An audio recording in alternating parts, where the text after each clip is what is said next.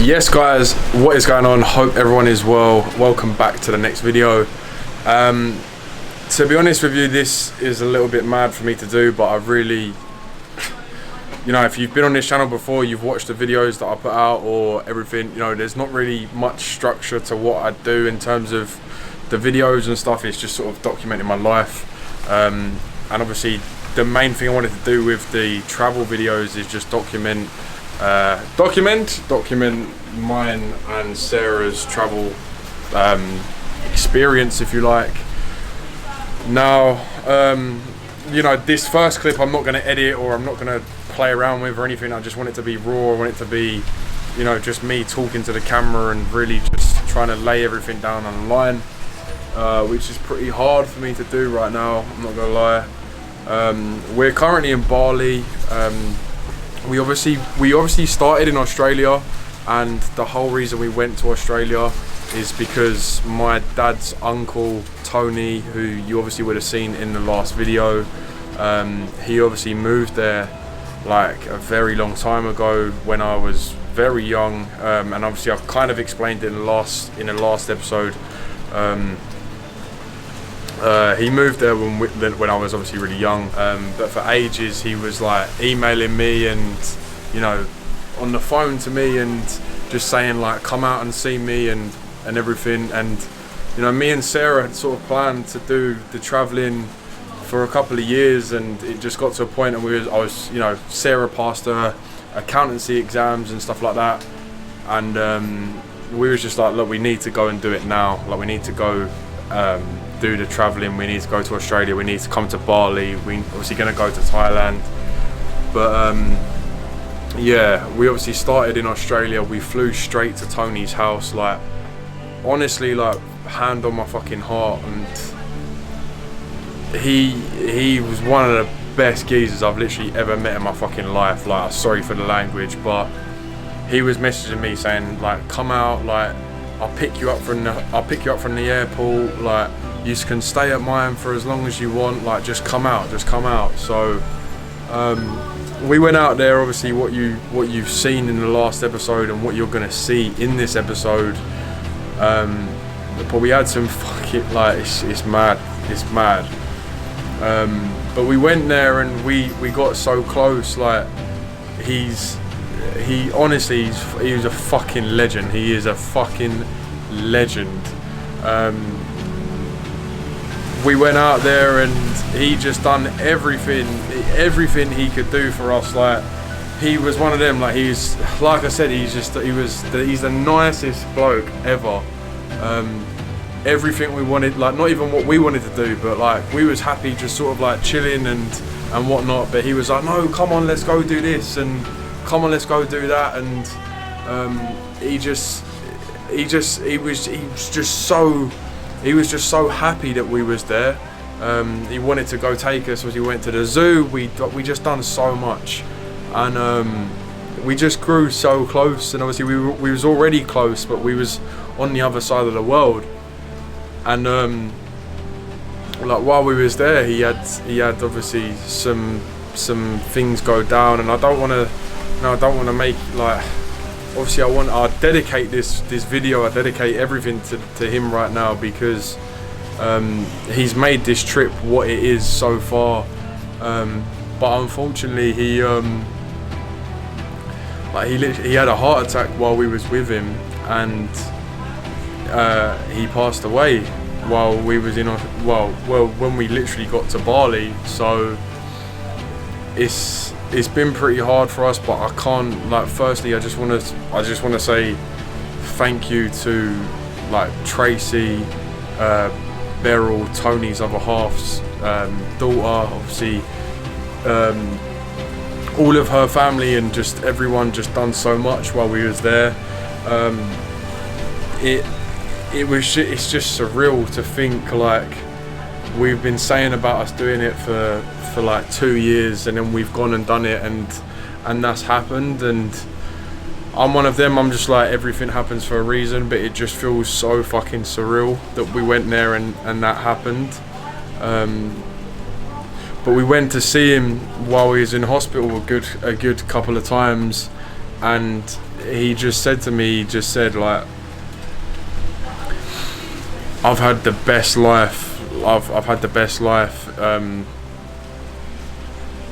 I've had the best life, and I've just, you know, I'm okay to go now. And it's fucking like I said, I'm not gonna edit any of this bit before we get into the main video, but it's just so weird for me. Like, me personally, I've never been bedside of someone in a hospital before, and to think that it's like my dad's uncle, who I haven't seen since I was 6 years old, and you know, to me it's sort of like a blessing in disguise that we was there, because obviously all of my family, my dad, my nan, who is obviously his sister, sorry, hasn't seen him in years. So it just feels really fucking surreal, to be honest with you. Like, it's just so weird, and it doesn't even feel right for me to put this video out. But you know, when I was speaking to him and he's saying, oh, like, and I'm talking about my business and what I do and everything like that, and he was like, oh, so you can run your business while you're here in Australia, like that's fucking amazing. Like, he couldn't get his head around it. So for me, it makes it even more important, and it makes me want to work so much harder for this and, you know, DAF Global and everything, because, you know, I just know that he's, I can't actually put into words, and it's really hard for me to do this video right now, but I hope everyone, you know, it's just made me realise, like, we are literally in Bali right now, and you just got to take every day as it comes, treat every day like it's your fucking last, because, you know, that guy literally lived like he was 30 years old. I don't know how I've just spoke for so long, but I feel emotional, and obviously me and Sarah got emotional because it just felt so weird, so surreal. And he was in hospital for like 3 weeks when we was in Australia still, and we was obviously travelling down all of the coast. Fucking hell. We was literally travelling down the coast, and obviously he was in hospital, and he said, no, like, go do, like, he was so selfless in a sense that he was just like, I just want you to go and do, like, don't not do what you come here to do because I'm here, sort of thing. And he literally gave us his car, like, oh man, it's so surreal for me to even try and put this in words, but it's just mental. But yeah, I hope you enjoyed the video, guys, and I hope you don't mind this little, like, video at the start, but I just wanted to say, Tony, you're a fucking legend, and stay safe out there, and, you know, I was lost for words.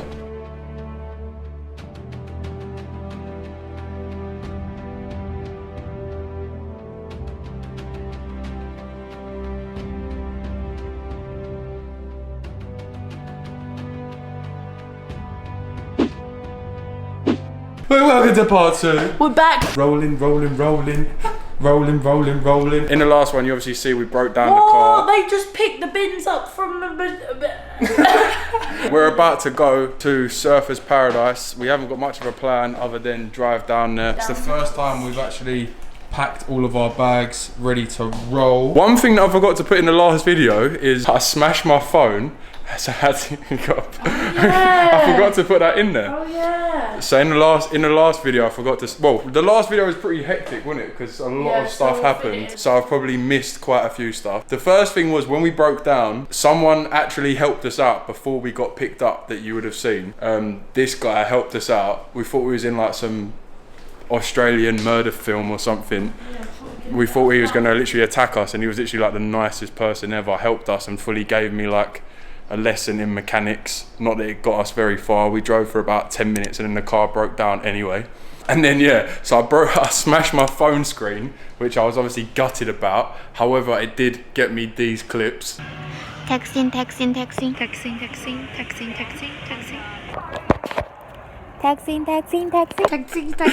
She's obviously recorded those videos to make sure the mic and the camera's working and has deleted them. So the other day I was sitting there and went through my deleted files and found those videos, which is absolute gold. Texting. Right, and we're going. We don't know if we're going to stop en route. Yeah, so we are, because I'll need a wee.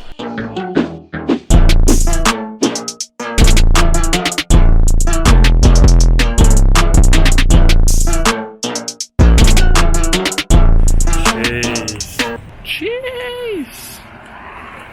Get in the picture. What is that?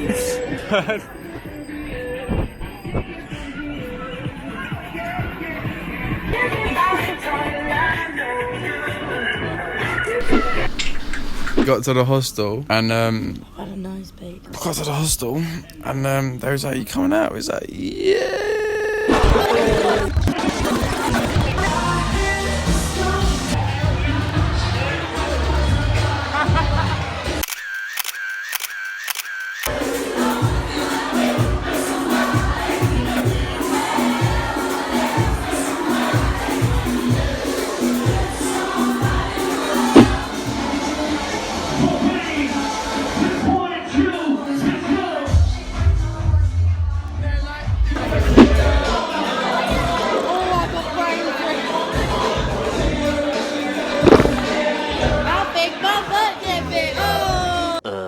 Right, so it's 1:45. We're in Surfers Paradise. We're outside our hostel, should we call it? That's what it's called.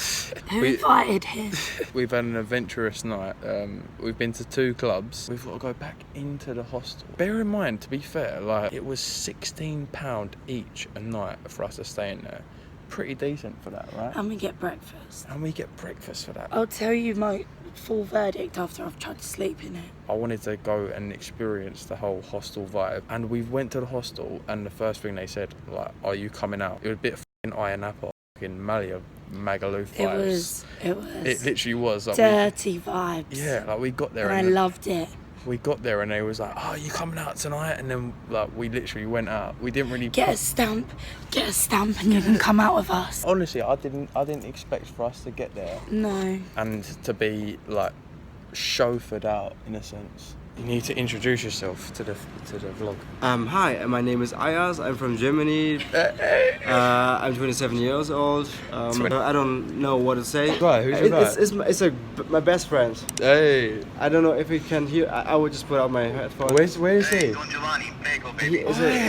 Where is he? It's like that, so I'm sure that. He's in Berlin, he's in Germany. Oh, yeah, legend, man. Good night, yeah? Good night, bro. Take care. Sleep tight, bro. Sleep tight. 3:28 a.m. Yeah, babe. And then we've got back, literally sunk 2 bottles of red wine, and then the bird that works here was like, "Oh my bloody god, someone downstairs has cut their foot and needs to go to the hospital." I was like, "I got this." Gone down over plaster, fixed it up, quick time, plaster, you're good to go. So bad. Yeah. You can't be working here and not even know where the first aid kit is. True that. And Play it. Like, I'll mention Ashley. Like, I'll just be like, I asked Ashley where the first aid was. Yeah, And, she like, said, she "I wasn't- don't care." Bunk bed live. 3 hours later.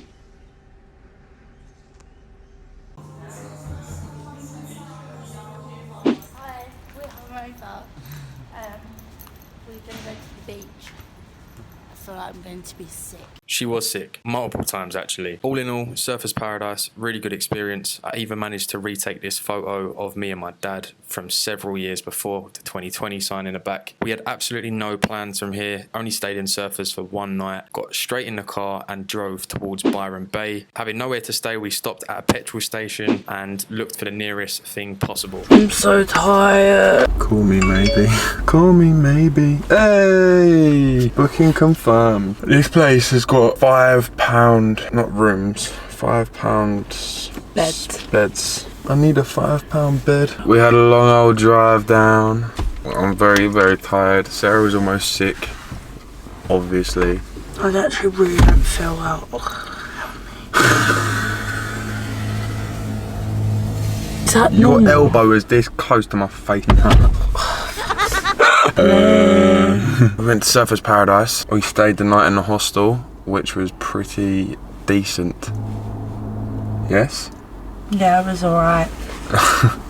I think it was pretty decent. It was like better than what I thought it was going to be. Yeah, considering it was £16 each a night, and we was in a shared room. Starting route towards Factory Lodge. That was pretty weird, to be honest with East you. on Shirley Lane. Sorry. Then turn left onto Dryden Street. We drove straight from the petrol station to the next hostel, and it was pretty amazing. See, we was pretty tired, well, extremely tired, so we really weren't up for what we was about to go to.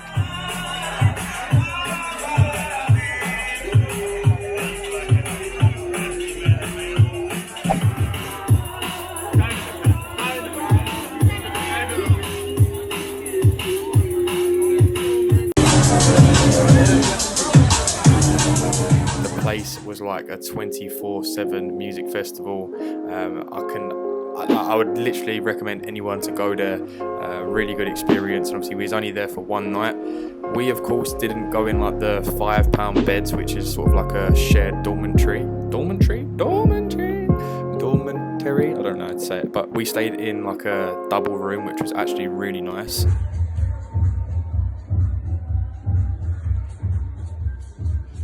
Cute.